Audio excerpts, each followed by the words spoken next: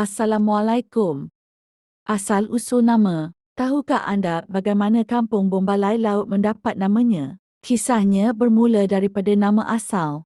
Tempat ini iaitu Ubong Balai. Nama ini diberikan oleh masyarakat suku Tidung dari Tanjung Lalang, Sebatik, kerana melihat rupa bentuk gudung di daratan yang menyerupai bumbung atau atap rumah. Namun sejarah berubah mengikut peredaran zaman apabila pihak British datang dan membuka syarikat company di sini. Sebutan Ubong Balai bertukar menjadi Bom Balai mengikut pelat lidah orang Inggeris pada waktu itu. Hingga kini, nama itulah yang kekal di telinga kita. Mengikut cerita orang-orang tua, penduduk awal kampung ini terdiri daripada suku Suluk dan Tidung. Kehidupan mereka sangat rapat dengan laut. Bayangkan ketabahan mereka dahulu. Ke laut tanpa bunyi enjin. Hanya bergantung sepenuhnya kepada kudrat, mendayung dan memasang layak untuk sampai ke lokasi kilong. Kilong dan semangat gotong royong.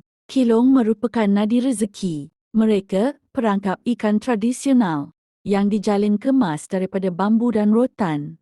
Apa yang paling indah bukan sekadar hasil ikannya, tetapi semangat gotong royong sewaktu menyiapkannya.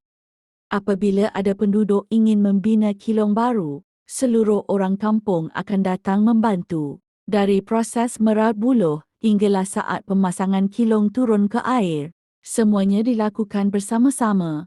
Di Sri Bombalai Laut, tidak kira apapun suku asal kita, kita semua adalah saudara. Hidup sekampung sudah ibarat adik-beradik kandung. Susah senang ditanggung bersama.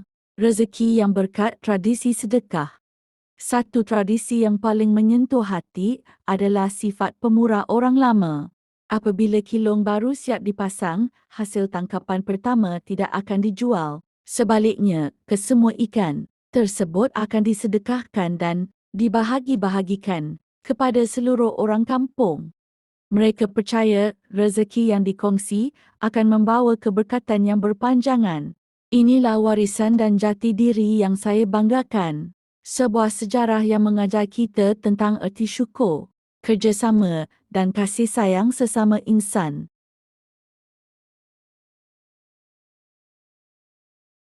Semoga perkongsian ini dapat menaikkan lagi semangat anak-anak muda di Kampung Sri Bombalai Laut untuk menghargai sejarah asal-usul kampung mereka.